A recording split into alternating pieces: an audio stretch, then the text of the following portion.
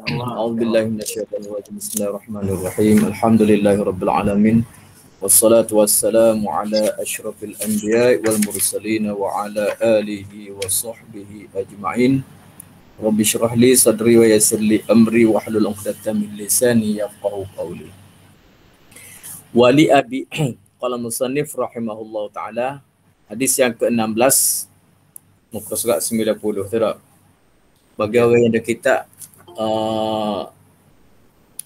Al-Marbawi ni muka surat 90.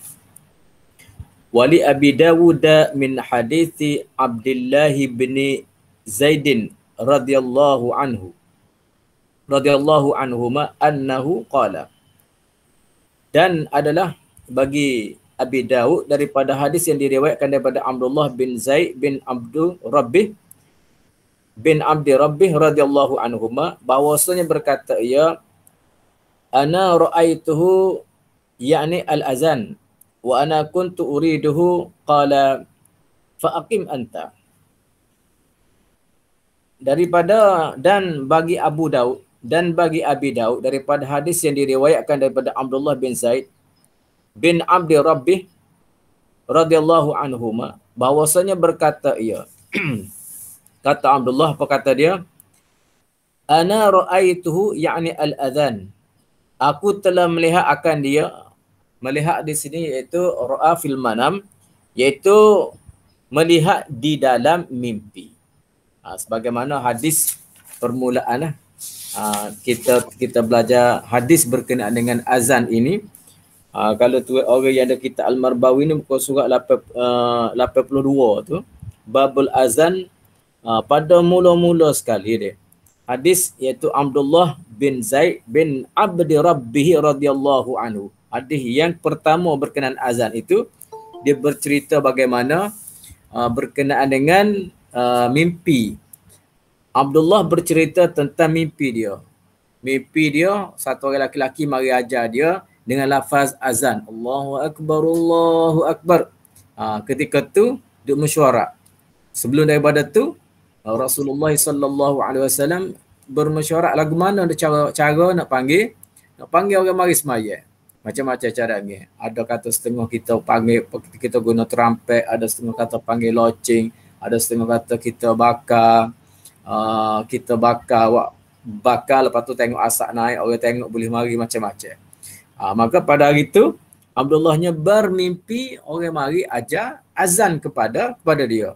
Bagaimana yang telah kita belajar sebelum ni, bukan seorang lah, bukan Abdullah seorang, bukan Sayyidina Umar radhiyallahu anhu sendiri pun mimpi juga. Bahawasanya satu orang lelaki mari ajar azan sebagaimana yang kita azan hari ni. Allahu Akbar, Allahu Akbar. Ini lebih baik lagi. Ini lebih baik daripada trumpet, lebih baik daripada loceng, lebih baik daripada bakar, lebih baik panggilan azan untuk semaya. Maka daripada hadis yang kita belajar ini pula, kata Abdullah bin Zaid, dia kata ana ra'aituhu yani al-azan wa ana kunti uriduhu. Dia kata aku mimpi. Kok dalam hadis mula-mula dia cerita berkenaan dengan dia orang lelaki mari ajar tu, maka dia kata aku telah melihat akan dia yakni azan akan bang di dalam mimpi padahal aku yang menghendaki akan dia. Kalau kira-kiranya moga dia mimpi tetapi bukan dia yang best. Bukan dia yang azan, tetapi apabila dia menceritakan tentang azan, maka Rasulullah sallallahu alaihi wasallam pun suruhlah. Siapa dia? Suruh Sayyidina Bilal. Sayyidina Bilal azan. Maka Bilal pun azan. Kalau kira-kira dia yang mimpi, dia nak bayarnya. Tetapi Nabi sallallahu alaihi wasallam memilih orang yang di kalangan sahabat-sahabat tadi siapa dia yang suara dia gagah. Suara dia sedap. Maka Nabi tengok muka Nabi tahu dah keadaan sahabat siapakah orang tu boleh bagi agak ni, orang ni bahagian ni. Bagi azan ini, bagi bel ni, maka Nabi telah memerintahkan Sayyidina Bilal untuk azan. Abdullah kata dia tenak dah bel ya. Moga dia mimpi, dia merayakan Nabi. Tapi Nabi sallallahu alaihi wasallam suruh Sayyidina Bilal azan. Bila gitu Nabi kata kepada dia, dia nak, dia kata qala yani qala Nabi sallallahu alaihi wasallam, sabda Nabi sallallahu alaihi wasallam, fa aqim anta, maka bangun qamat engkau. Bila beda muqamat tak apalah, dah nak gak dia. Jadi dalam hadis yang kita belajar hari ni, kita boleh faham bahawasanya bel orang lain, qamat orang lain tak ada jadi masalah. Kalau tempat-tempat tu ada setengah tempat tu bubuk, orang ni nak bel pakat nak bel belaka, kita bagi tak perah tak, kita bagi A ni bel, B pula qamat. Tak apa. Sebab apa? Sebab memang ada nas orang di kalangan sahabat sendiri, ada yang bel Sayyidina Bilal bel, kemudian orang lain pula qamat. Bis. Seterusnya hadis yang ke-17, wa an Abi Hurairah radhiyallahu anhu. Qala Rasulullah sallallahu alaihi wasallam, al-muadzinu amlaku bil adhani wal imamu amlaku bil iqamati. Daripada seorang sahabat Nabi sallallahu alaihi wasallam yang bernama Abi Hurairah radhiyallahu anhu, kata Abu Hurairah, qala Rasulullah sallallahu alaihi wasallam, telah bersabda Rasulullah sallallahu alaihi wasallam, al-muadzinu amlaku bil adhani wal imamu amlaku bil iqamati. Orang bang ataupun tok bila tu, orang yang azan itu lebih memiliki dengan bangnya, yakni waktunya terpulang kepadanya. Sebab apa? Kerana dialah yang dipercayai ke atasnya. Azan ni, orang yang lebih berhak ialah tok bila tu sendiri. Al-muazzinu amlaku bil adhani. Tukabbar tu dialah yang lebih memiliki tentang azannya. Ikut dia nak bel pukul berapa dah. Sebab apa? Sebab dialah yang tahu. Dulu tak bakal jaga apa dak. Dialah orang yang jadi tok bila ni, dia jaga waktu. Dari segi waktu subuhnya apabila terbit fajar. Dialah yang lebih mengetahui. Dialah yang lebih segala-galanya dalam bab waktu ni. Pengalaman dia tu, dia dok bel semua bila masuk waktu subuh, dengan bagaimana dia mengita-ngita. Bukan senis pengalan ni tak bila ni ada jet, koci jet lagi, koci telefon lagi. Bila dulu jet tak ada, mereka orang yang jadi tukar bel ni, dia perhati mana tubik dah ke apa ni, pajar Sadiq ke, pajar Kazib.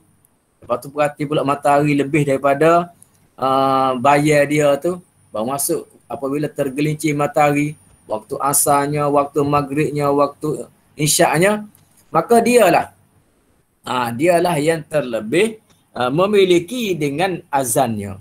Dan apabila dia ni duk best sama, memang orang dia percaya daripada dia, maka dialah amlaku, dialah yang lebih memiliki dengan azannya.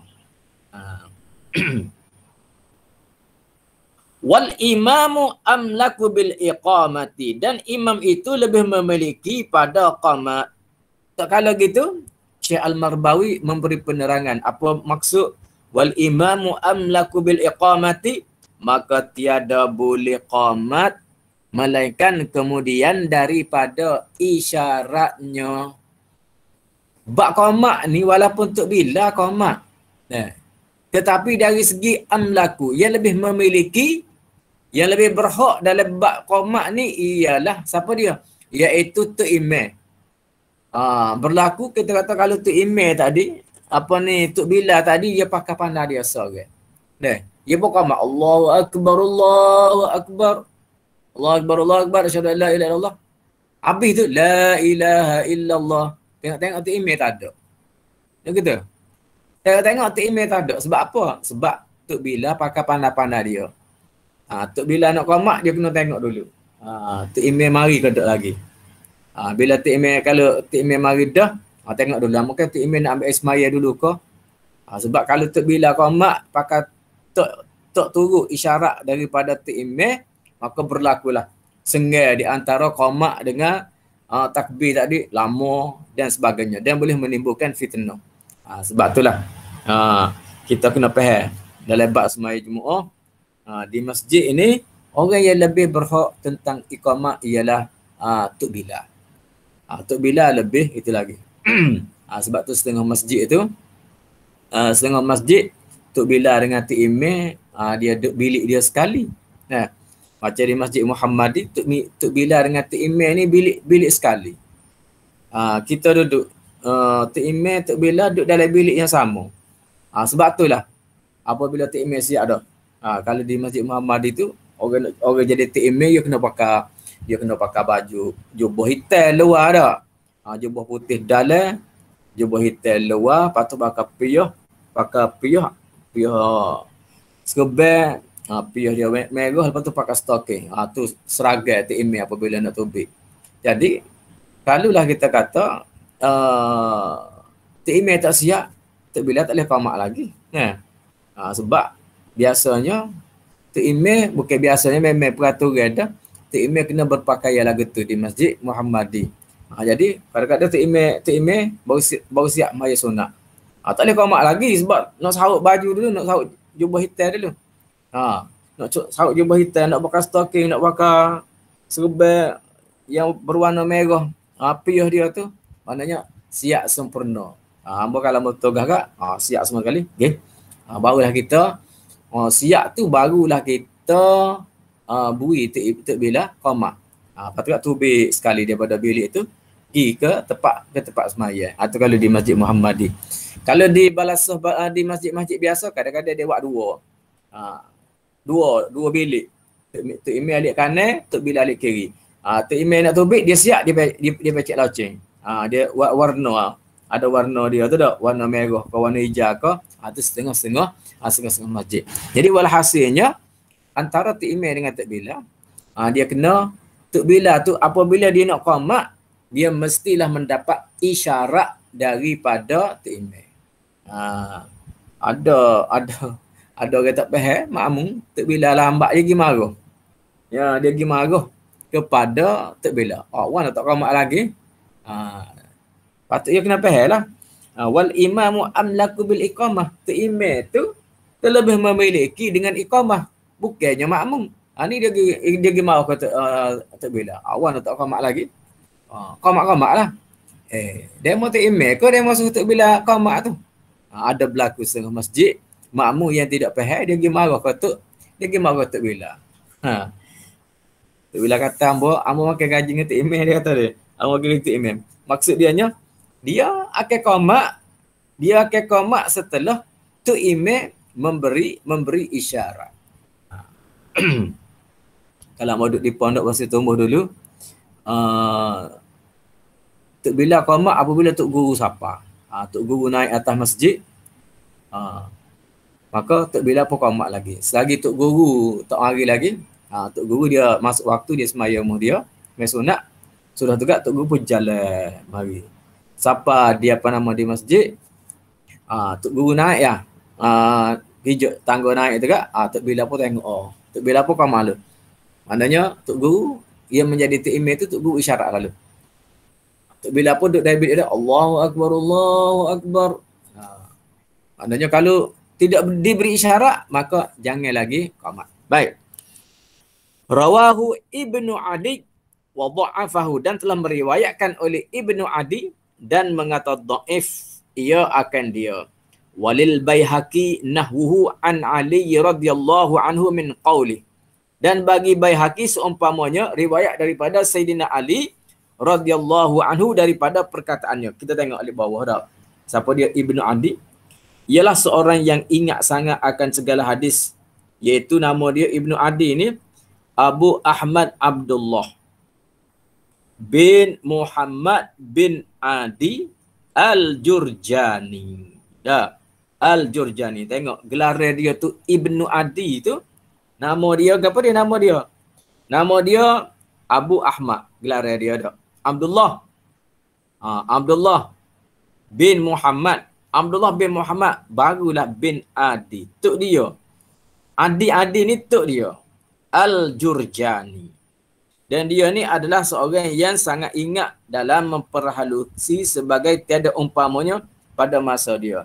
Dan dia ni Ibnu Adi diakui dia seorang yang sangat-sangat beraluh pada zaman dia ni. Dia sangat-sangat memperhalusi apa-apa saja. Tengok siapa sehingga ke hak hadis ni sebagai satu perkara yang orang panggil kadang-kadang orang tak ambil cara.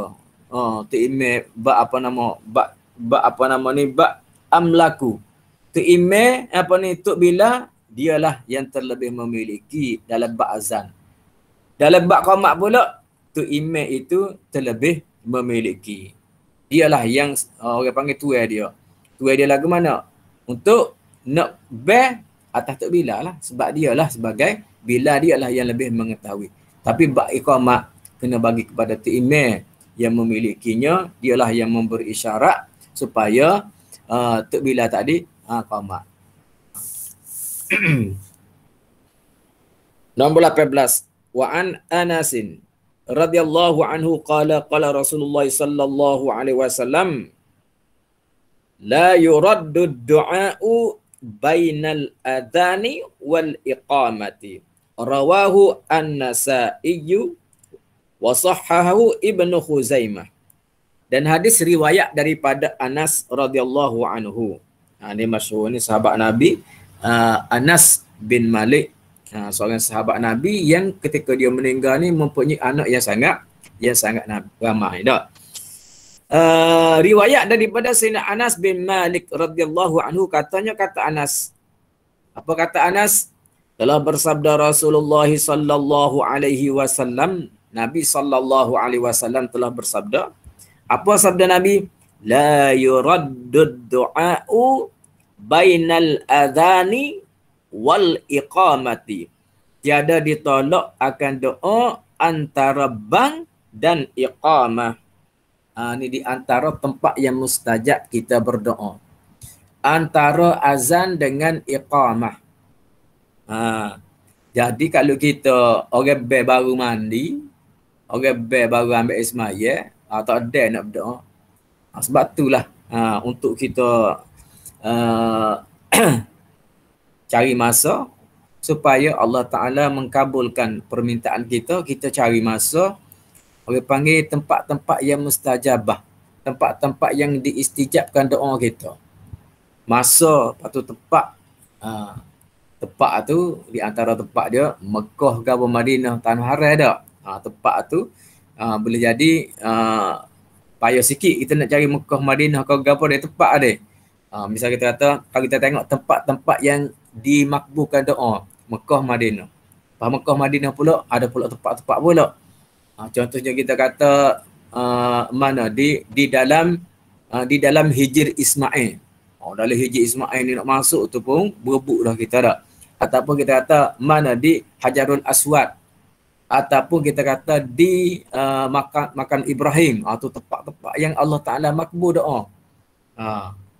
Tempat yang Allah Ta'ala makbul doa. Di dalam Raudah contohnya. Tu orang tahu sebab orang tahu tempat-tempat tu adalah dimakbulkan doa. Maka bila kita pergi Mekah kita tengok di Hajarul Aswad, Allah nak masuk tu gak. Nak masuk di Hajarul Aswad tu bukan mudah dah. Tapi bagi orang mudah ya deh. Ada satu orang tua duduk sekali ngambung masa duduk Mekah tu. Dia kata dia semua boleh tawah beruh masuk apa nama ni ke tempat Hajarul Aswad. Ada orang payah ada. Ada orang tu sampai nak mati dah. Nak boleh ke siapa ke Hajarul Aswad. Jadi di makam Ibrahim contohnya ataupun di dalam Hijr Ismail. Hijr Ismail tu ramai orang dalam tu dah. Di dalam Hijr Ismail. Tetapi kalau masa ni sebenarnya tak bubuklah mana masa. Misal kita kata masa yang dimustajab doa ialah ketika tengah malam. Kita bangun semaya tahajud. Tu masa pada hari Jumaat. Tak berebutlah mana dengan orang tu.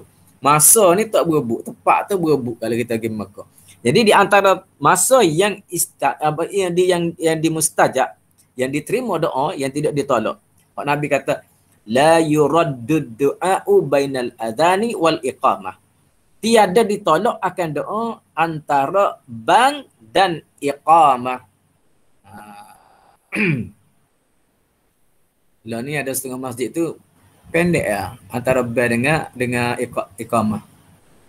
Sebab orang gaduh lah ni dah. Tak ada yang nak doa. Tapi dia lagi kita nak doa. Doa lah gapo-gapo kita boleh. Mana hak penting dalam hidup kita, kita berdoa. Lepas pada semai sunat tu kita berdoa, iaitu di antara azan dengan iqamah tadi. Telah meriwayatkan dia oleh An-Nasa'i dan mengatakan sahih oleh Ibnu Khuzaimah. Ad-du'a kita tengok. Nombor 2, ad-du'a'u bainal azan. Artinya doa antara bang dan qamat itu tiada ditolakkan dia, yakni makbul pada Tuhan apabila adalah doa itu tidak ada padanya dosa dan tiada memutuskan rahim. Kalau doa kita doa yang mengandungi dosa, iaitu untuk kita buat perkara-perkara yang diharamkan oleh Allah Ta'ala, ni Allah Ta'ala tidak makbulkan. Kita minta supaya apa dia? Biar mati orang ke. Tu dosa tu. Kita berdoa, kita minta doa supaya mati sayang kita. Kita nak marah doa dia tu biar dia mati dia. Tu dosa kita minta doa lagu tu. Kalau kita kata kita minta doa supaya Allah Ta'ala bagi hidayah ke dia, lain dah. Ataupun kita minta doa dengan dia supaya Allah Ta'ala memberi insaf dia. Sebab dia buat nyanyi kita, dia buat zalim kepada kita. Kalau kita minta doa supaya dia mati, tu jadi berdosa pula kita. Ataupun kita ambil, kita semaya ajak, kita tak batal pisah depan. Kita tak batal pisah depan, kita pun ikat lalu dengan kain putih lalu dah. Aku buat ni kira-kiranya kita berdoa ni supaya mati lalu, supaya jadi mayat lalu dah. Tu satu doa yang berdosa dan tiada memutuskan rahim. Doa yang tidak memutuskan silaturahim. Kita berdoa supaya jadi baloh. Biarnya baloh adik-beradik dia, biarnya baloh laki bini, biarnya baloh anak beranak dia. Tu tak boleh, itu dia panggil doa untuk memutuskan silaturahim. Dan disunatkan doa itu dengan memaafkan dan meminta kesihatan. Ni doa molek dah. Kita berdoa kepada dia tu, katalah orang buat nyanyi kita maaf dia, ya Allah, ya Tuhan aku maaf dia. Cuma aku nak minta ya Allah tu biar dia ni insaf, dia ni orang panggil apa ni, menyesal dengan perbuatan dia jadi juru. Dia pergi masjid, dia mengaji, dia tutup aurat, atau tak apa dia tu, dengan memaafkan dan meminta kesihatan. Kita berdoa supaya dia sihat. Keluarga dia kena kahwin tu biar sihat belaka. Tidak ada negatif, tidak ada positifnya. Tu tak apalah gitu dak. Dan telah menyebut Baihaqi akan bahawasanya Nabi sallallahu alaihi wasallam adalah ia mengucap pada kalimah al-iqamah dengan katanya aqama Allahu adamaha.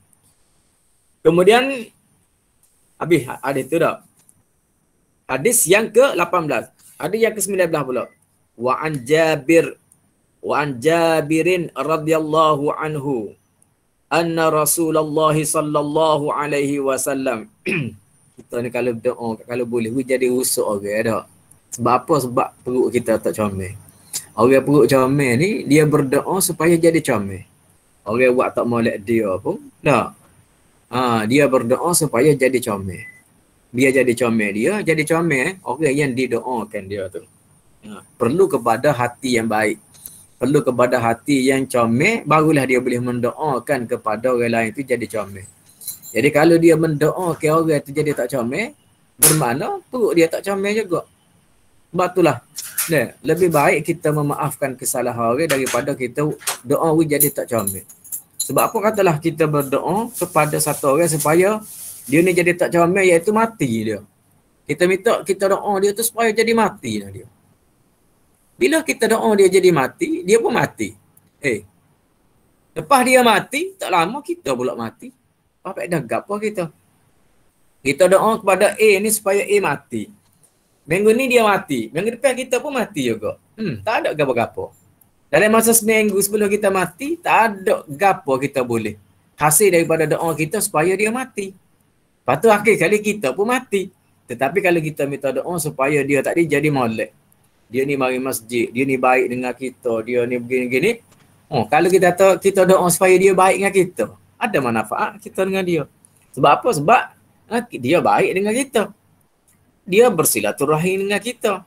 Dia baik dengan waris-waris dia. Ada manfaat dia daripada kita mendoakan supaya dia tu mati. Nauzubillah min zalik. Daripada Jabir radhiyallahu anhu, diriwayatkan daripada Jabir, sahabat Nabi sallallahu alaihi wasallam yang bernama Jabir radhiyallahu anhu, bahwasanya Rasulullah sallallahu alaihi wasallam bersabda, sabda Rasulullah, man qala hina yasma'un nida Allahumma rabb hadhihi ad-da'wati at-tammah was-salatil qa'imah ati Muhammadanil wasilata wal fadilah wa ba'athu maqaman mahmudan alladhi wa'adtah halat lahu syafa'ati yaumal qiyamah akhrajahu al-arba'ah. Baik. Hadis yang ke-19, Jabir bagi tahu bahwasanya Nabi sallallahu alaihi wasallam telah bersabda. Apa sabda Nabi? Man qala hina yasma'un nida. Barang siapa mengucap ataupun membaca pada waktu mendengar bang. An-nida dengan makna bang. Siapa-siapa dia membaca ketika dia mendengar seruan iaitu azan, apa dia? Akan ini doa. Mana doa tu? Allahumma rabb hadhihi ad-da'wati tammah. Tak ada orang tak ingat ni. Radio semua ni setiap waktu semaya, Allahumma rabb hadhihi ad-da'wati tammah was-salatil qa'imah ati Muhammadanil wasilata wal fadilah wa ba'athu maqaman mahmudanil ladzi wa'adta. Baik. Wa'atah tu nombor 3, dia kata, dan telah ditambah oleh Bukhari dalam hadis Bukhari, innaka la tukhliful mi'ad. Sekat tu pun boleh, tapi Imam Bukhari tambah lagi dalam hadis dia, innaka la tukhliful mi'ad. Kira-kira makna ucapan kita tadi, Allahumma rabb hadhihi ad-da'wati tammah, ya Tuhanku, hai Tuhan, ini seruan yang sempurna. Inna rabb hadhihi ad-da'wati tammah, ya Tuhanku, hai Tuhan, ini seruan yang sempurna. Kemudian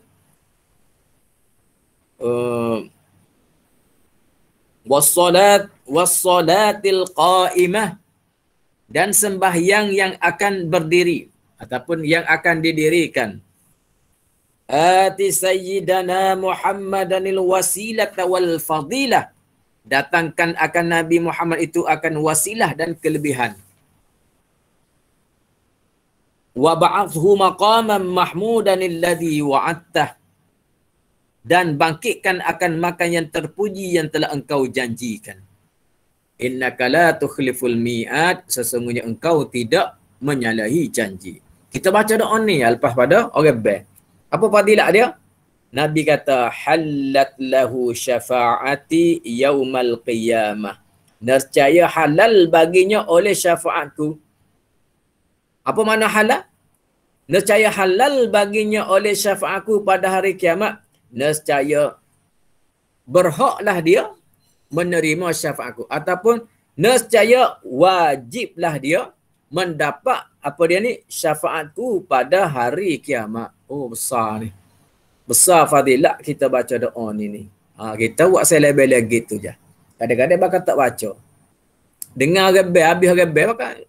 Habis rebel, duk buat cara kita. Kadang-kadang orang duk tengah buat, orang duk tengah bel tu kita buat lagi. Ngongeng. Kadang datang masjid, buat.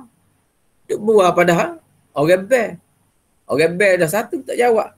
Doa tak baca. Nabi kata orang baca doa ni lepas pada bel, baca Allahumma rabb hadhihi ad-da'wati tammah ni, Nabi kata nescaya halal baginya oleh syafaatku pada hari kiamat, nescaya mendapatlah ia ataupun nescaya wajiblah baginya boleh syafaat pada hari kiamat.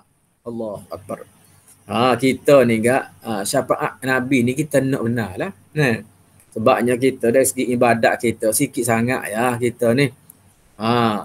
Kalau kita tak dapat syafaat Nabi kat kanan arah kita ni enggak. Sikit je. Hari ni sikit sangat. Banyak masa kita ikut lain lagi daripada ibadat kita. Jadi kita sangat-sangat berkehendak kepada syafaat Nabi sallallahu alaihi wasallam pada hari kiamat. Jadi orang yang baca doa ni dia akan mendapat syafaat Nabi sallallahu alaihi wasallam pada hari kiamat. Baik. Habis itu ni. Habis dah kita bab ni. Berapa minggu kita duk main bab azan saja ni. Kita masuk pula tu bab apa dia? Syarat-syarat. Babun syurutus salah. Ataupun bab syarat-syarat solat. Dalam Rumi tu dia tulis bab syarat-syarat solat. Kita masuk di dalam bab syarat-syarat sembahyang. Bab pada menyatakan hadis segala syarat bagi sembahyang. Segala syarat bagi sembahyang. Dia makna syarat ni ialah tidak sempurna sesuatu itu kecuali dengan dia. Nak menyempurnakan satu-satu rukun contohnya kita ada. Dia tidak sempurna sekiranya tidak ada dia. Tetapi dia tu bukanlah sebahagian daripada benda tu. Contohnya kita kata dah. Syarat bagi sembahyang. Apa syarat bagi sembahyang? Dia kena cukup umur. Dia kena masuk waktu. Tu dia panggil syarat bagi sembahyang. Dalam sembahyang tu tak ada dia. Cukup umur ke apa tak ada. Masuk waktu tak ada. Syarat sah sembahyang. Mestilah menutup aurat. Mestilah menghadap kiblat. Kita sembahyang, apa ada dalam sembahyangnya ialah rukun. Allahu Akbar. Rukun. Kita akak takbir. Allahu Akbar. Bismillahirrahmanirrahim. Ada rukun. Kita baca. Wajjahtu wajhiya lilladhi. Baca sunat. Ada hak dalam sembahyang. Jadi syarat ni iaitu syarat dahulu daripada sembahyang iaitu mestilah kita yakin masuk waktu sembahyang. Masuk waktu sembahyang. Kita kena menghadap kiblat. Itu dia panggil. Tidak sempurna rukun, tidak sempurna perbuatan kita, bacaan kita ke apa tu kecuali dengan dia dengan syarat dia. Mesti ada di dalamnya syarat itu. Baik. Wa an Ali ibn Talqin radhiyallahu anhu qala Rasulullah sallallahu alaihi wasallam idza fasa ahadukum fis salati falyansarif wal yatawadda wal yu'idis salata. Telah bersabda Nabi sallallahu alaihi wasallam. Apa sabda Nabi? Apabila kentut seorang daripada kamu di dalam sembahyang, maka hendaklah ia berpaling daripada sembahyangnya. Idza fasa. Apa makna fasa? Fasa ni artinya kentut. Maka menunjuklah hadis ini atas kentut itu membatalkan air sembahyang. Dan ialah yang diijma'kan atasnya dan kias atas lain daripadanya segala yang membatalkan air sembahyang dan bahawasanya batal dengan dia oleh air sembahyang. Jadi hadis yang kita belajar pada hadis yang pertama ni nak royaknya bila kita sembahyang kita mestilah suci daripada hadas. Hadas ni ada hadas kecil dan ada hadas besar. Dalam ni dia sebut berkenaan dengan hadas kecil. Syarat dia mestilah kita suci daripada hadas kecil.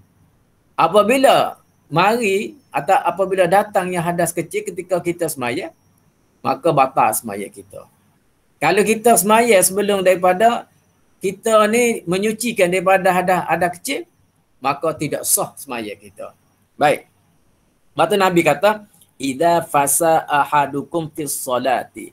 Apabila berkentut seorang daripada kamu. Bila tu dia kata, fi salati, di dalam sembahyangnya. Ketika duduk tengah sembahyang, tiba-tiba dia berkentut. Bila gitu, apa dia kena buat? Fal yansarif, maka hendaklah berpaling ia daripadanya, yakni hendaklah dia berpaling, dia tidak sembahyang lah. Apabila ketuk, dia berpaling daripada semaya dia. Jangan lagi dia duduk di dalam semaya. Dia kena keluar daripada semaya. Pun ketuk, maka dia jangan lagi mengerjakan perbuatan semaya. Misalnya kata, Bismillahirrahmanirrahim. Alhamdulillahi Rabbil Alamin. Puk ketuk. Bila puk ketuk tu, maka dia tidak perlu lagi menyambung bacaan dia. Sebab kalau Ar-Rahman, masih seolah-olah dia semaya lagi. Bahkan seorang yang semaya, katalah dia ketuknya ketika memberi salam. Assalamualaikum warahmatullahi. Puk ketuk. Pada salam dia yang pertama. Maka apabila dia berketuk, maka tidak perlu lagi dia memberi salam pada salam yang kedua. Sebab kalau dia beri salam lagi yang kedua, maka seolah-olah seperti dia di dalam sembahyang. Tidak perlu lagi dia memberi salam yang kedua. Sebab Nabi kata, fa idza fasa ahadukum fis shalah falyansarif. Maka apabila dia berkentuk di dalam sembahyang, falyansarif, maka hendaklah dia berpaling daripada semaya. Yakni dia tidak lagi mengerjakan ibadat semaya tadi. Bacaan-bacaan sembahyang, perbuatan-perbuatan semaya, dia putuskan. Tidak perlu lagi dia teruskan. Sehingga Amos sebut tadi, walaupun pada ketika dia memberi salam. Kita tahu tak ada apa-apa salam yang kedua tu, apa nak beri lagi? Bermakna sekiranya kita beri salam yang kedua, macam lagi kita melakukan orang panggil perkara-perkara yang seolah-olah kita ni masih lagi semaya.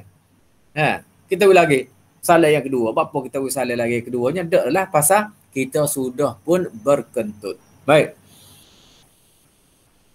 Wal yatawadda, dan hendaklah dia mengulangi, dan hendaklah dia pergi mengambil wuduk.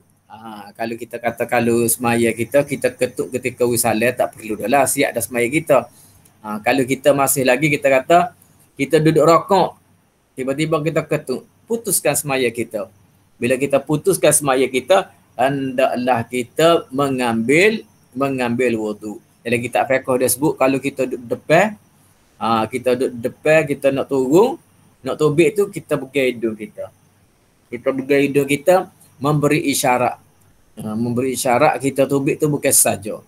Iaitu ada sebab-sebab dia. Apa sebab dia? Bila kita pegang hidung tu, boleh jadi kita tubik tu kerana hidung kita berdarah. Walaupun kita tak berdarah hidung, takkan kita nak ketuk perut. Tak? Kita ada orang tu, dia turun, dia bakar, dia katak perut dia, pok gitu. Tu bukanlah gitu. Bila kita tubik daripada semaya kita, kita pegang hidung kita, orang faham tu. Orang mengaji juga dia faham. Bahawasanya seorang tu ada masalah. Masalah apa? Iaitu boleh jadi masalah dia ni berdarah hidung. Sebab tu dia tutup hidung dia. Baik. Falyansarif, maka hendaklah dia keluar daripada sembahyang. Maka hendaklah dia berpaling daripada sembahyang. Wal yatawadda, dan pergi mengambil wuduk. Wal yu'idis salata, dan hendaklah ulangi sembahyang. Bukan sambung ni, bukan sambung. Kita boleh dah, kita semaya isyak 2 rakaat. Kemudian kita pun berketuk. Bila berketuk, kita pun berpaling, kita pun pergi ambil sembahyang mula. Nabi kata wal yu'idis salata, dan hendaklah mengulangi sembahyang. Bukan sambung. Bukan kata lagi sambung 2 rakaat lagi. Kena wal yu'idis salah, dan hendaklah ulangi sembahyang. Kena sembahyang semula pula. Sembahyang separkaat, dia boleh 2 rakaat dia berketuk, maka kena start semula pula takbir Allahu Akbar. Tu dia panggil wal yu'idis salah, dan hendaklah dia mengulangi sembahyang dia. Rawahul khamsatu wa sahhahu Ibnu Hibban, dan telah meriwayatkan dia hadis ini oleh 5 dan mengatakan hadis sahih oleh Ibnu Hibban. Habis itu hadis yang pertama dalam bab. Ustaz, soalan sikit. Ya. kalau kita solat jamaah ni kita tergentut kan. Jadi saf tu rapat. Lah ni tak apalah ada lubang-lubang kan. Kita nak keluar, cara kita nak keluar tu. Nak keluar tak boleh sebab saf ada 4-5 saf rapat kan. Rapat ke dinding semua. Bagaimana kita nak keluar? Nak tubik. Nak tubik kan. Nak ambil wuduk tak boleh ambil wuduk. Tak ada lubang-lubang. Tak ada lubang. Tak ada lubang, kena tunggu orang sudah maya tak ada lubang nak bangun tak lagi. Maya kena tunggu sudah lah. Kena tunggu sudah lah. Dia kita berhentilah semayang kita kan. Kita tak boleh lah. So dia gini, sebab tu bila kita tutup hidung kan. Bila tutup hidung orang faham dah tu. Sebab tu orang panggil maklumat ni dia kena pakai ngaji belaka baru faham tak. Iaitu apabila kita duduk depan dah, kita nak turun tu kita pun pegang hidung. Bila pegang hidung, orang dari belakang dia tahu dah orang ni tubik darah, hidung dia tubik darah. Orang ni ada masalah ni. Maka orang bagi jalan lah ke dia nak turun tu. Kerana orang faham. Pertama ayat tadi dah, apabila kita berkentut dah, bila kita kentut ataupun apa berlaku masalah, kita panik belakang, kita nak turun tu, kita tutup hidung kita. Bila kita tutup hidung kita, orang dek sah kita belakang tu, dia nampak kita. Orang tu nampak pelakang, mesti dia nampak. Orang makmum kita lihat belakang, dia nampak orang ni depan lagu mana tak? Dia pegang hidung. Dia tu kena jalan. Luar. Orang nak turun ni. Jadi bila puk dia turun, nampak orang tu luar sikit, dia pun melangkah ke sini. Dia duduk situ, dia duduk pegang hidung lagi. Maka sah yang kedua alik belakang dia pula. Akan berjalan dia. Pas dia pegang hidung pun tak. Akhir sekali bolehlah dia keluar. Sehingga dia boleh dia ambil wuduk. Atau dia panggil nak suruh pahal tu lah tak. Sebab kita kata kalau kita tak pahal, orang semaya, orang tu imam melakukan kesalahan. Kalau tu imam dia tak tahu. Orang sebut subhanallah. Orang tak faham. Amo biasa dah semaya dengan apa nama ni satu jemaah. Tu imam tu lebih rakaat. Makmum alik belakang ni bui tegur dia. Subhanallah. Dia tak hera. Subhanallah. Tak hera. Orang sebelah hamba kan dia pun kata at-tahiyyah. Baru dia turun. Tu imam tu baru turun. Rupa-rupanya hamba faham daripada kejadian tu bahawasanya tu imam ni dia tak faham. Makmum tegur subhanallah tu dia tak faham, orang tegur dia. Tapi apabila makmum alik belakang ada sebelah hamba, makmum tu ada sebelah hamba. Dia kata at-tahiyyah, maka fahamlah dia. Orang tegur dia. Dia pun turun duduk membaca tahiyat. Dia gitu. Allahu akbar. Lagu mana kalau agak-agak kalau kita tengok orang tu duduk depan nak topik. Kita berjalan ke tak kita? Oh kita hoket tak? Hoket tak tebik sungguh dia nya deh.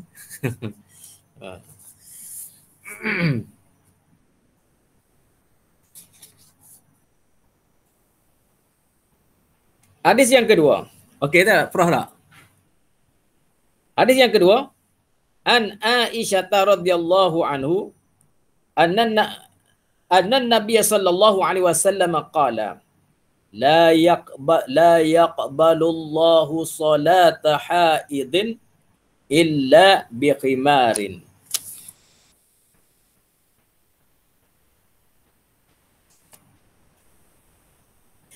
An Aisyah radhiyallahu anhu, dan diriwayatkan daripada isteri Rasulullah sallallahu alaihi wasallam yang bernama Siti Aisyah radhiyallahu anha, bahwasanya Nabi sallallahu alaihi wasallam telah bersabda, la yaqbalullahu salata haidin illa bi khimarin, tiada diterima Tuhan akan sembahyang perempuan yang mukallafah melainkan dengan khimar, iaitu tudung kepala dan lehernya.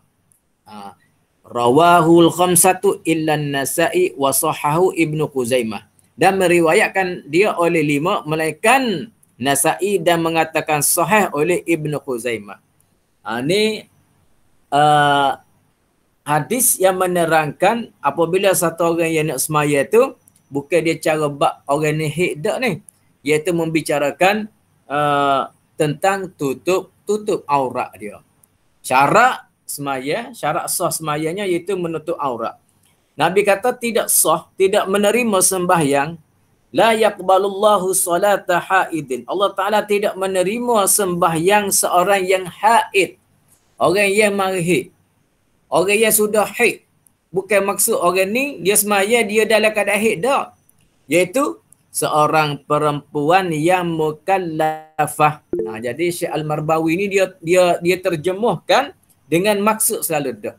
Kalau kita tengok lapar hadisnya, Allah Ta'ala tidak menerima sembahyang seorang yang haid, orang yang mari haid. Macam mana orang mari semaya, orang semaya mari haid? Dia semaya apa dia mari haid? Dah, apa dia cara mari haid ni? Sedangkan dalam hadis ini membicarakan tentang mukallaf. Tentang mukallaf. Tidak menerima sembahyang. Allah Ta'ala tidak menerima sembahyang seorang yang mukallafah. Mukallafah. Haid sini iaitu Allah Ta'ala orang panggil Nabi sebut haid ini memberi faham kepada kita dia adalah seorang perempuan yang sudah pun mukallaf, yang sudah pun cukup umur. Jadi mukallaf ni kalaulah ni macam Syekh Al-Marbawi ni dia guna perkataan mukallafah. Mukallafah ni dia masih umum lagi dia. Iaitu sebabnya mukallafah ni bila sebut mukallaf, iaitu orang yang diberi tanggungjawab, yakni orang yang menerima dosa.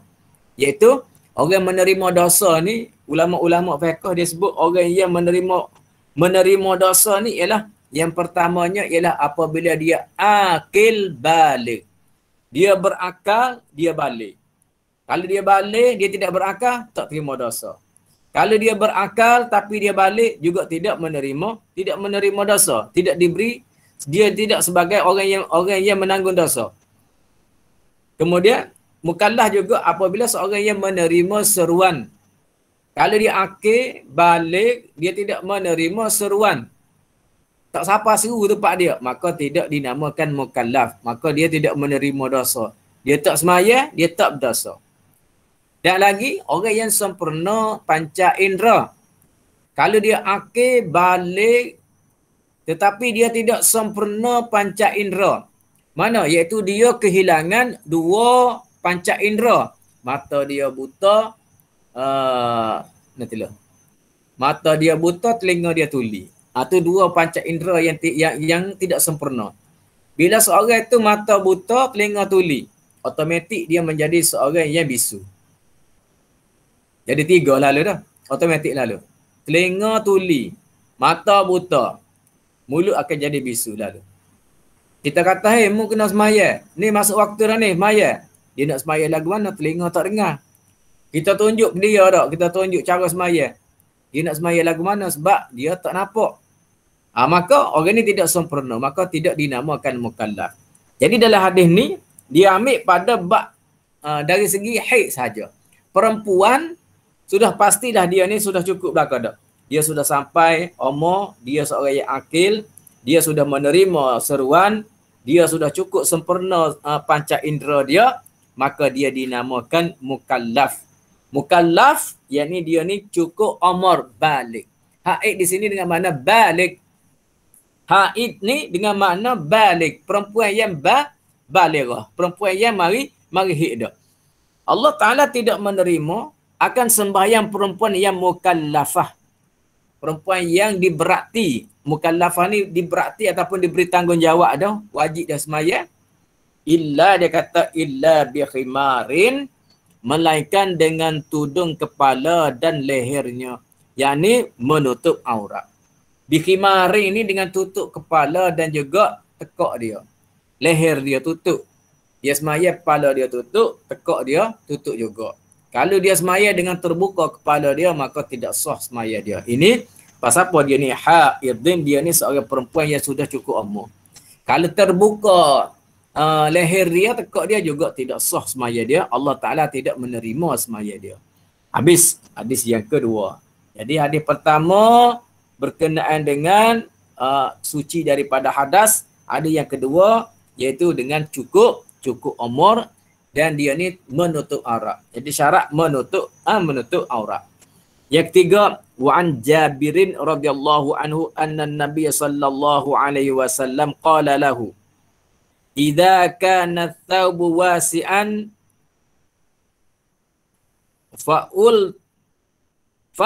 faltahif bihi, yakni fi salati. Wali muslimin fa khalif baina tarfaihi wa in kana dayyiqan fattazir bihi, muttafaqun alaih. Dan diriwayatkan daripada sahabat Nabi sallallahu alaihi wasallam yang bernama Jabir radhiyallahu anhu bahwasanya Nabi sallallahu alaihi wasallam telah bersabda baginya, idza kana thawbu wasi'an faltahib bihi, yakni fi shalah. Apabila adalah kain itu luas, maka berselimutlah dengan dia, yakni di dalam sembahyang. Dan bagi Muslim, fakhalif baina tarfaihi, dan bagi Muslim, maka selang-selikan antara dua hujungnya.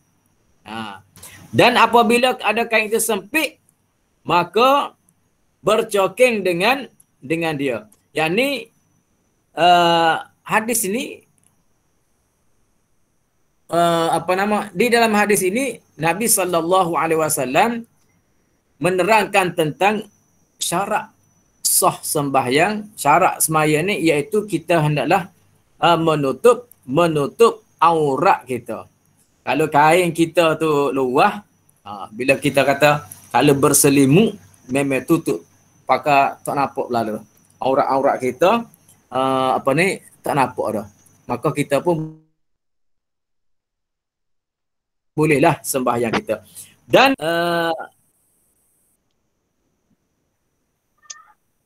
walahuma min hadithi Abi Hurairah radhiyallahu anhu la yusalli ahadukum fi thawbil wahid laisa ala atikihi minhu syai'.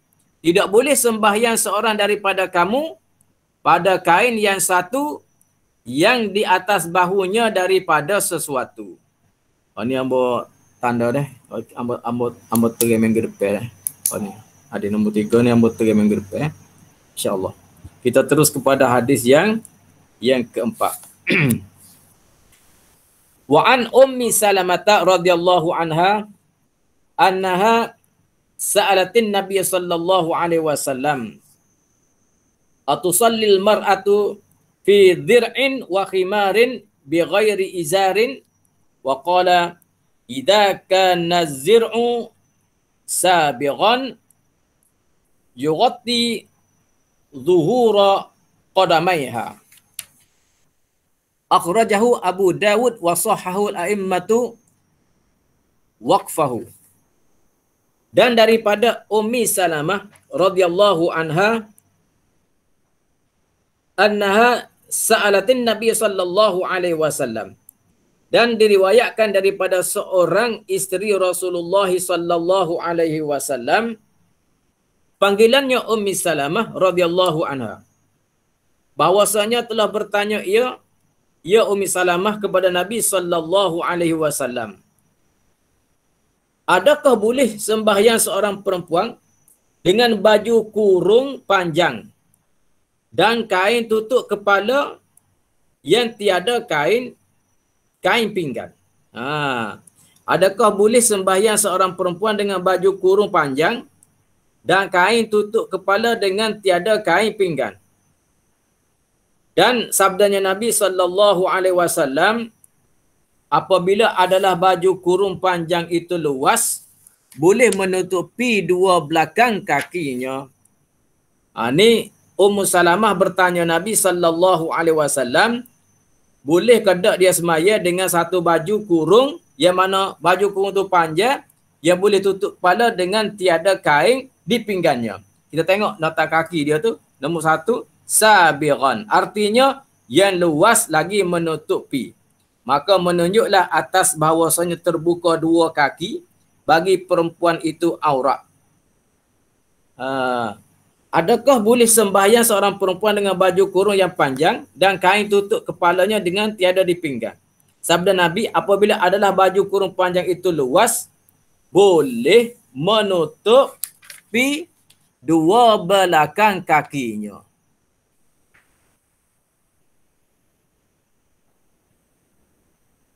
Oh, tu dia terjemah lagu mana dalam roaming tu?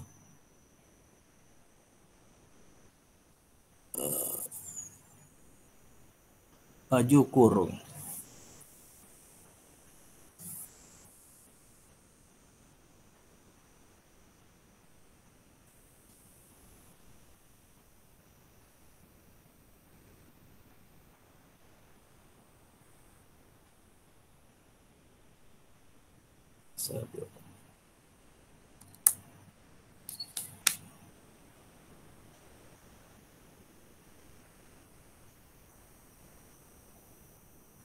Jadi di dalam hadis ini, yang mana Nabi ditanya oleh Ummi Salamah, adakah boleh seorang perempuan sembahyang dengan baju kurung yang panjang, kain tutup kepala dengan tiada kain di pinggangnya. Dan Nabi SAW, Nabi kata, apabila adalah baju kurung itu panjang, luas, boleh menutupi. Kalau dia semaya, dia pakai baju kurung, kain itu panjang, kepala boleh tutup, dan boleh menutupi kesemuanya sekali itu, kaki dia apa sekali, maka tidak menjadi masalah, sembahyangnya adalah sah. Tapi kalaulah terbuka kakinya, kalau terbuka kakinya boleh nampak kaki dia, maka kaki itu aurat, maka tidak sah sembahyangnya. Jadi kalau dia semaya dengan baju kurung yang mana boleh tutup kepala, satu baju kepala boleh tutup, turun pas bawah tu, dan kaki boleh tutup, maka tidak menjadi masalah. Boleh dia semaya lagu tu dah. Kemudian hadis yang kelima, hadis yang kelima, wa an Amir bin Rabi'ah radhiyallahu anhu. Qala Rasulullah sallallahu alaihi wasallam qala an Amir bin Rabi'ah radhiyallahu anhu qala kunna ma'an Nabi sallallahu alaihi wasallam fi lailatin muslimatin fa ashkalat alaina al-qiblatu fa sallayna falamma tala'atis syamsu idzan nahnu sallayna ila ghairil qiblati fa nazalat fa innama tuwallu fa thamma wajhullah akhrajahu Tirmizi wa dha'afahu. Ini satu hadis yang diriwayatkan daripada sahabat Nabi yang bernama Amir bin Rabi'ah radhiyallahu anhu. Kata Amir bin Rabi'ah, kunna ma'an Nabi sallallahu alaihi wasallam fi lailatin muslimatin. Adalah kami serta Nabi sallallahu alaihi wasallam pada satu malam yang kelam. Bila malam yang kelam, fa askalat alainal qiblatu. Maka kesamaranglah di atas kami oleh kiblat. Kami pun orang panggil apabila malam itu gelap sangat, maka menjadi kesamaran ke atas kami arah kiblat. Kok mana kiblat ni? Gelap ni.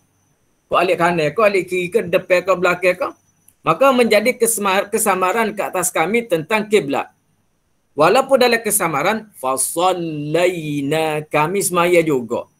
Maka sembahyang kami dalam keadaan kesamaran kiblat tadi.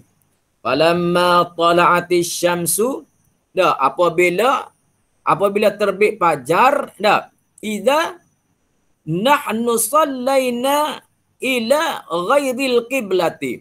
Kabar-kabar tiba-tiba kami rupa-rupanya kami sembahyang tadi kepada lain daripada kiblat. Sebab malam boleh jadi waktu dah subuh gelap tak nampak, ataupun waktu malam isyak tak nampak gelap semaya time mengadak takut tak tahu kat mana kitanya. Esok tengok tak kena, matahari naik kau alik jatuh. Matahari naik kau alik ni, matahari alik kau naik, kena kau bila matahari naik kau alik ni. Kalau rumah hamba ni matahari naik kau ni, bila matahari naik kau alik ni, bermakna alik jatuhnya kiblatnya ialah kau alik ni. Kitanya semaya lah kau ni. Kau alik ilik. Rupa-rupanya kami semayanya dia kata sallaina ila ghairil qiblati. rupa-rupanya kami ini sembahyang kepada lain daripada kiblat. Lagu mana? Fanazalat fa aynama tuwallu fathamma wajhullah. Maka turun firman Allah Ta'ala, maka barang di mana berhadap sekalian kamu, maka di sana pihak yang disuruh oleh Tuhan.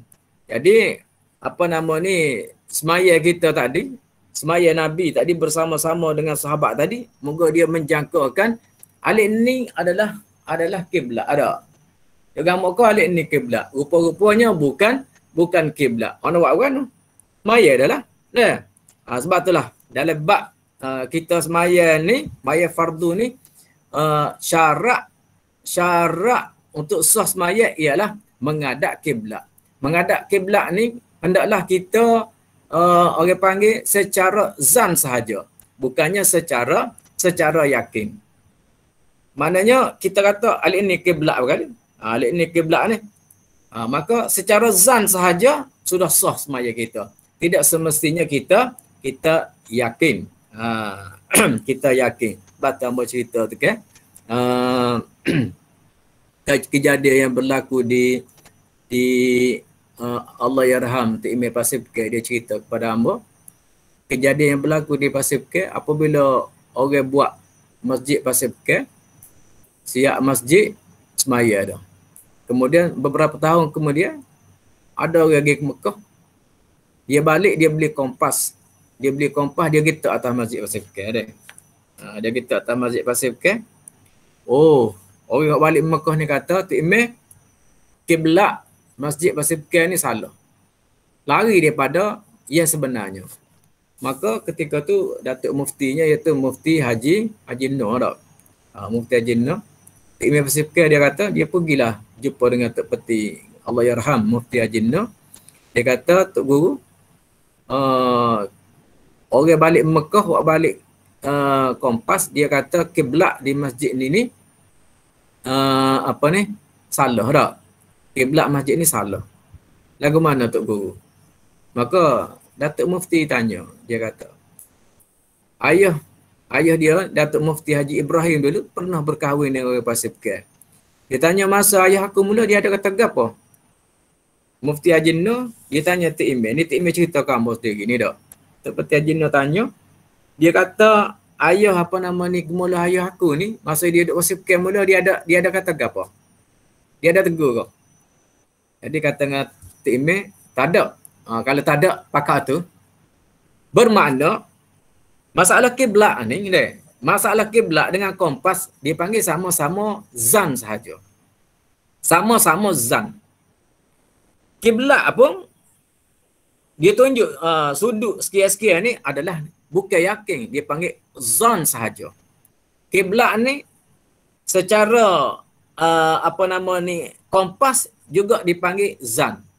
Orang dulu buat, dia tak lagu ni, dia kira lagu-lagu mana kira tu adalah secara zan. Boleh jadi dulu dia kira cara ilmu letak kiblat tu, tu baiknya kok ni. Mari pula dengan kompas pula kok ni ada lari sikit. Maka kedua-duanya adalah dipanggil secara zan. Iaitu kita semaya menghadap kiblat adalah secara zan sahaja, bukanlah secara yang yakin. Yakin ni ialah apabila kita tengok kiblat. Kita semaya di Masjidil Haram, bila kita semaya di Masjidil Haram, kita tidak boleh lari dah daripada sudut. Kita tengok ni ke? Tak boleh sebab kiblat ada sana. Kita semaya kat ni, tak boleh. Sebab apa? Sebab kiblat itu berada di hadapan kita, dan apabila kita melihat kiblat dengan mata kepala kita, itu adalah yakin. Kiblat kat ni, tak boleh kita nak kesok kat ni. Tetapi apabila kita tak tengok kiblat, kita tak nampak kiblat, bila kita tak nampak kiblat, bila kita semaya, walaupun kompas kata kat ni, kompas kata kat ni kita semaya, kita sudah semaya dah kat ni. Sebab itulah Mufti tadi dia kata, lagu mana? Ayah aku mula, dia kata lagu mana? Tak ada kata gapo. Tu. Bermakna tu orang semaya dah pun kita tidak boleh kata salah. Salah semaya, tak sah selama kini orang Pasir Bekir semaya ni salah. Maknanya kena qada semula dak. Seperti tidak kata lagu tu. Datuk Mufti tidak kata, kalau lagu tu, kalau orang hak bawa balik Mekah hak klik kompas, betul hak kompas tu. Jadi bila gitu kan, orang semaya selama kening salah, kena qadha mula, dia tak kata lah gitu. Tu tu maknanya dari segi bukan kata Datuk Mufti ni bukan kata dia tidak bertanggungjawab, tetapi kita kena faham bahawasanya dari segi kiblat ianya adalah zan sahaja. Zan mana? Orang mula buat masjid itu dia tak kiblat kau tu. Itu adalah zan dia. Zan ni berat alik mana kita kata 75%. Kalau dia sampai 100%, keyakinan itu dipanggil yakin. Bila tak sampai 100 daripada 75, sapalah kita kata 100. Sebelum sampai cukup 100 tu, yakin itu, maka ianya dipanggil zan. Kalau kita kata, kalau waham, berat alik apa nama ni, bukan kiblat daripada kiblat. Itu tak boleh. Ni berat alik kiblat. Zan kita, hati kita kata kok ni kiblat. Betul dah ni? Berdasarkan pengiraan kita, berdasarkan kompas, berdasarkan apa sahaja, memang hati kita berat alik kiblat. Maka ianya adalah sekadar zan sahaja, bukannya adalah sebagai yakin tu. Sama ada dengan kompas ataupun sebagainya.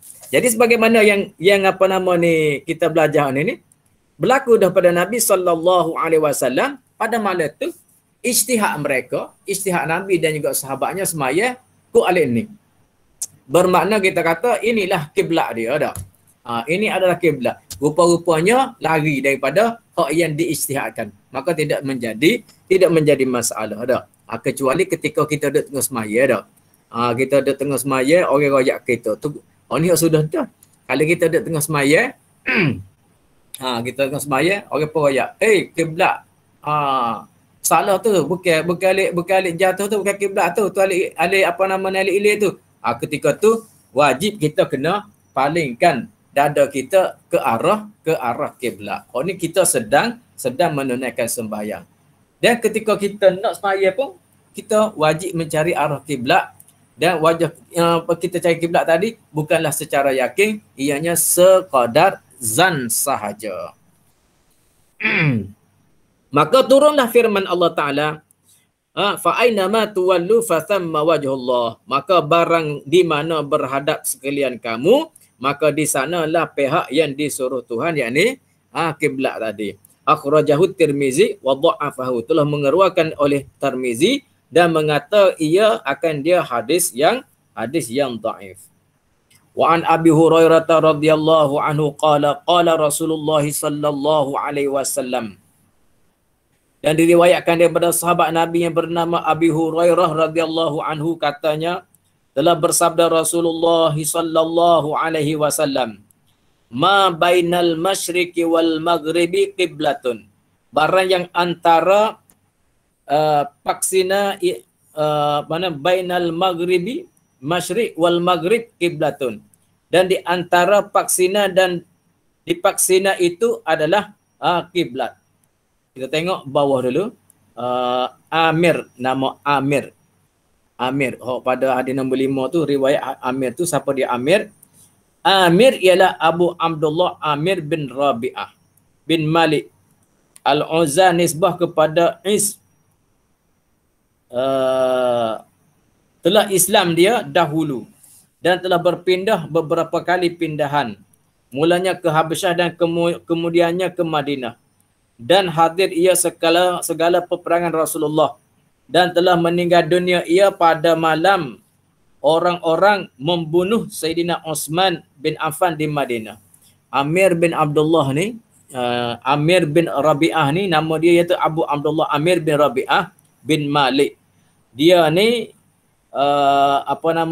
seorang sahabat Nabi sallallahu alaihi wasallam yang telah berpindah 2 kali pindahan.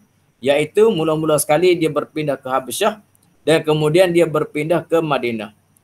Dan dia ni adalah seorang sahabat yang hadir sekalian peperangan bersama Rasulullah sallallahu alaihi wasallam. Dan dia ni meninggal pada malam orang-orang membunuh Sayyidina Utsman bin Affan di Madinah.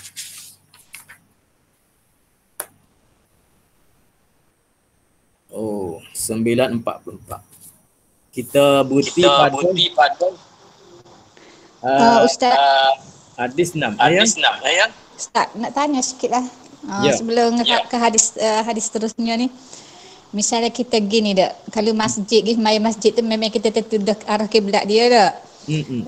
Tapi kalau kita misalnya kita kejar di kampung tu nak kata orang kampung dia tu okey lah juga dak. Dia kita naik atas rumah dia kata, "Mayalah betul pun tak apa, nyengge sikit pun tak apa." Kita tak tahu dia kata. Sebab dia kata kita dengar orang ngajar fasamma wajhullah. Maknanya ngadak ke mana tu Allah dah kiblat Allah juga. Lagu mana tu ya Ustaz? Maknanya dia kata betul tak apa, nyengge sikit pun tak apa. Sejadah tu. Sebab tu dia kiblat ni secara zan saja. Ya. Kita pergi rumah orang kampung tak ada dak. Dia kata kerana dia kata ni betul pun tak apa, nyengge pun tak apa. Dia kata gitu, moga dia pun tak yakin juga. Tak yakin, tak apa. Kita tak berasa ke mana, kita yakin ke mana dah. Dan ni kita ada telefon ada kompas ada.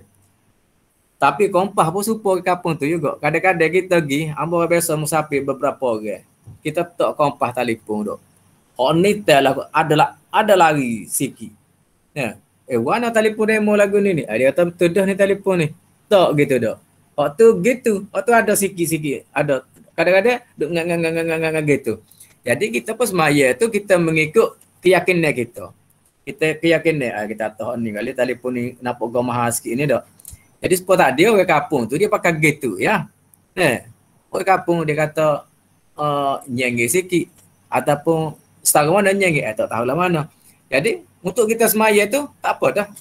Kita tak pada demo semaya lagu mana sini rumah ni? Pakai lagu mana? Pakai kiblat. Ala ketian ni ke tian tu?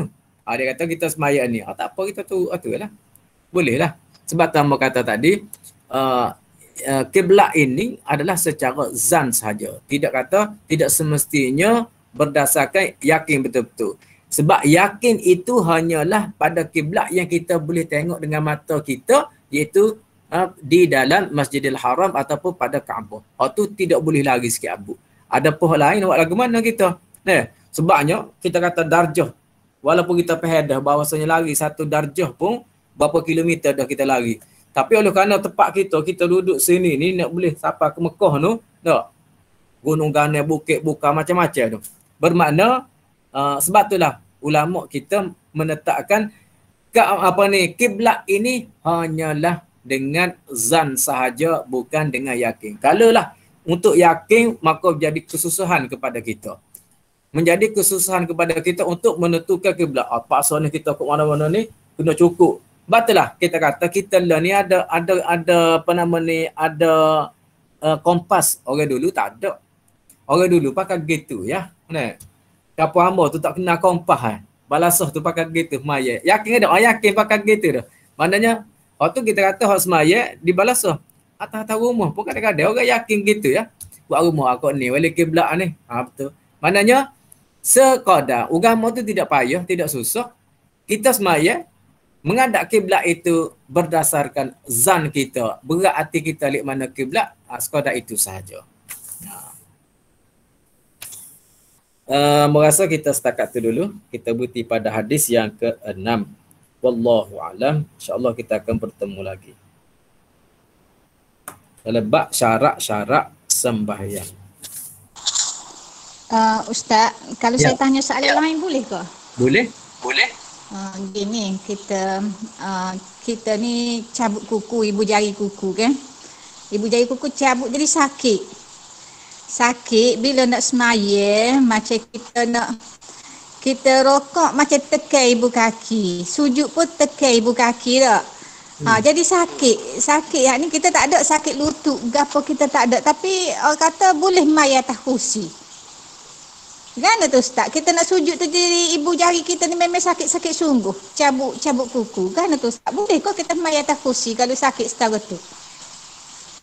Apa hubungan kaki dengan sujud? Apa hubungan kaki dengan semaya atas kursi tu? Hamba tak nampak tu. Kita sakit kuku. Tiba-tiba kita semaya duduk atas kursi. Sebab gini Ustaz. Dia nak sujud tu dia sakit ibu jari ni. Dia nak perapat tu. Lepas tu saya ajar ke dia. Dia kata akak.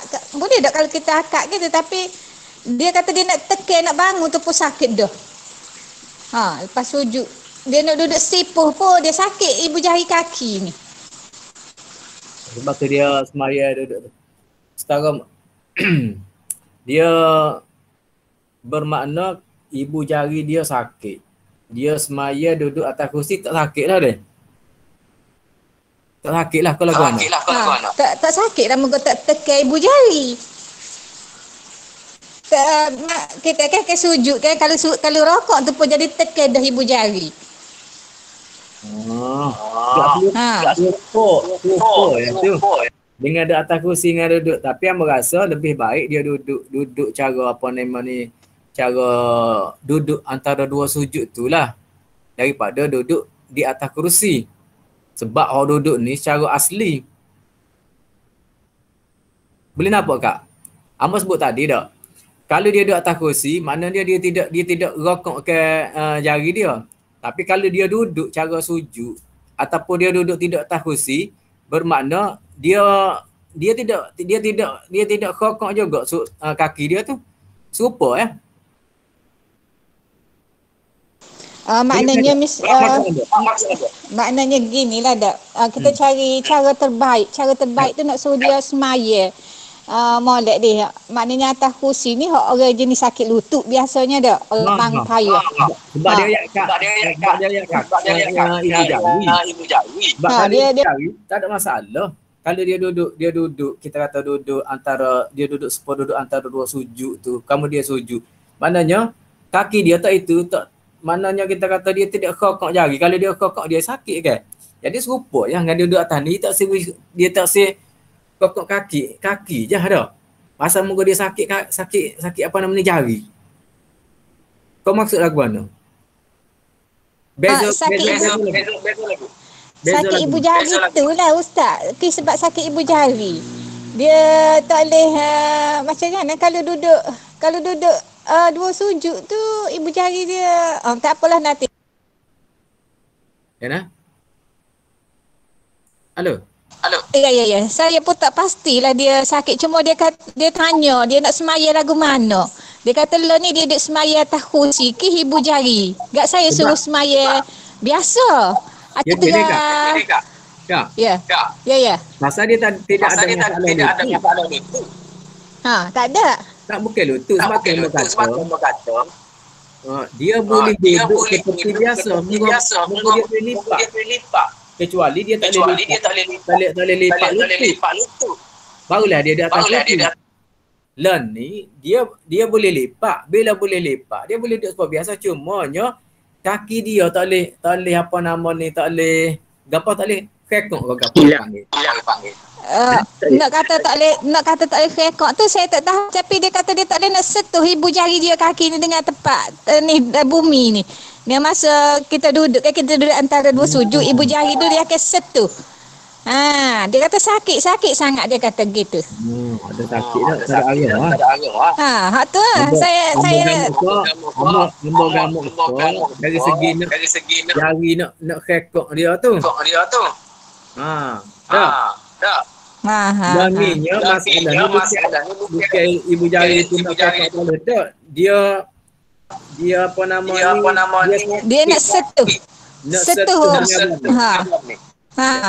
Jari dia boleh sentuh dengan bumi. Bila tak boleh sentuh dengan bumi, dia perlu berdiri ke kaki dia. Gitu. Masa sujud tu saya ajarlah ke dia, masa sujud tu akaklah kaki ni. Akak gitu. Enggak macam antara dua sujud tu macam mana pula? Kalau duduk tawarruk, duduk cara biasa. Antara dua sujud lah. Macam mana Ustaz?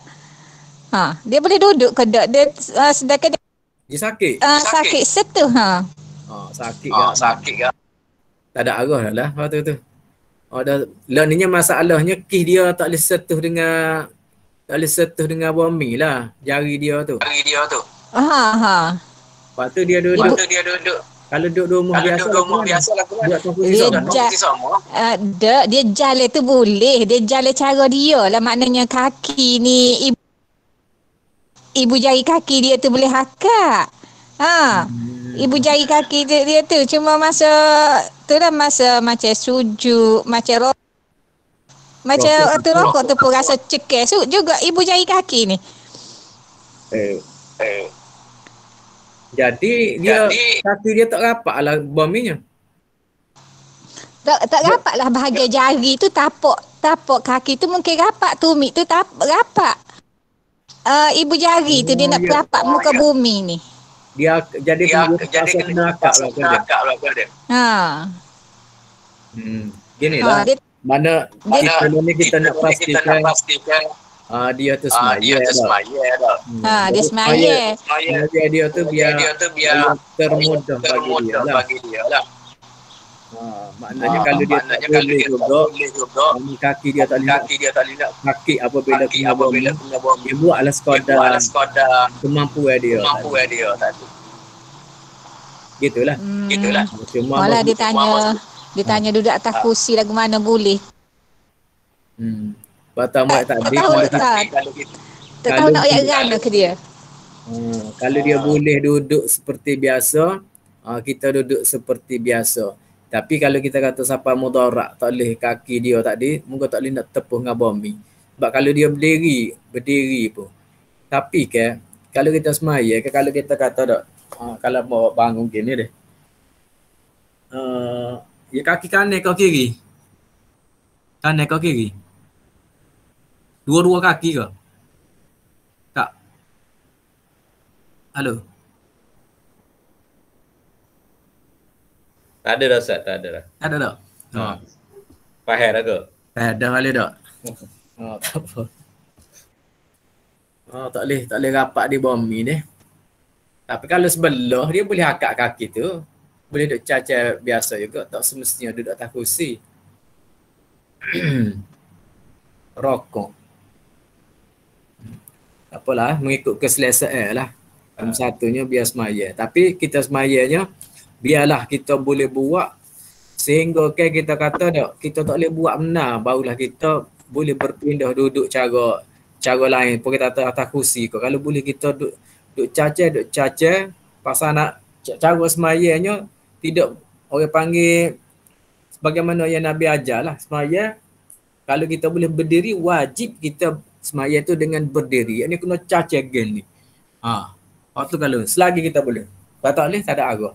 Sama juga dengan hak perbuatan lain. Selagi kita boleh. Pertama tengok orang semaya, kita kata di atas kenderaan tak. Mau naik atas kereta api, mau tengok orang semaya. Dia duduk dulu lagi tak. Kalau boleh caca, kena maya bila caca dulu, berdiri. Ni maya atas kereta api, duduk dulu lagi. Lepas tu pula kereta api, dia semaya. Dia nak duduk, teka kereta api jalan. Orang semaya, teka kereta api berhenti. Betul. Amo tengok orang semaya atas kereta api, amo kata apa duduk semaya. Kereta api ada stesen, dia berhenti. Amo naik kereta api, amo semaya atas kereta api, amo tak maya, teka dia jalan. Amo takbir ketika kereta api berhenti. Kereta api berhenti, mana kita kena cari jalan supaya semaya kita ni sempurna. Dia sempurna. Kereta api berhenti. Pas kita tanya khabar dulu. Kalau kereta api, kalau kita nak pergi daripada Wakah Baru, nak pergi Kuala Lumpur. Sampai di Kuala Lipih, dia akan berhenti lama. Allah, kita boleh semaya dengan sempurna. Di Kuala Lipih dia berhenti. Ini kita duduk semaya, teka duduk jalan tengah laju. Apa duduk semaya teka lajunya? Dia berhenti. Kita ambil semaya, tenati dia berhenti. Dia berhenti. Kita pun Allahu Akbar. Boleh cacat lah.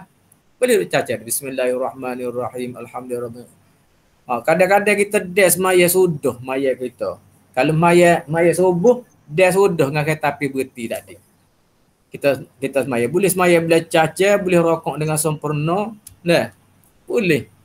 Tapi kalau kita cari masuk kereta api jalan derah ke apa tu, pergi duduk. Amo tengok pakai duduk selalu dah. Apa duduk muka masa panjang. Masa waktu semaya tu panjang. Bapa pergi duduk congok lalunya. Boleh ke pecah-pecah? Allahu Akbar. Okeylah. Okey, Ustaz. Okey dah. Kita start. Doa dulu. Doa deh. A'udzubillahi minasyaitonirrajim. Bismillahirrahmanirrahim. Alhamdulillahi rabbil alamin. Wassalatu wassalamu ala asyrafil anbiya'i wal mursalin wa ala alihi wa sahbihi ajma'in. Allahumma faqqihna fid din wa 'allimna at-ta'wil. Allahumma faqqihna fid din wa 'allimna at-ta'wil. Allahumma faqqihna fid din wa 'allimna at-ta'wil. Rabbana atina fid dunya hasanah wa fil akhirati hasanatan wa qina adzaban nar.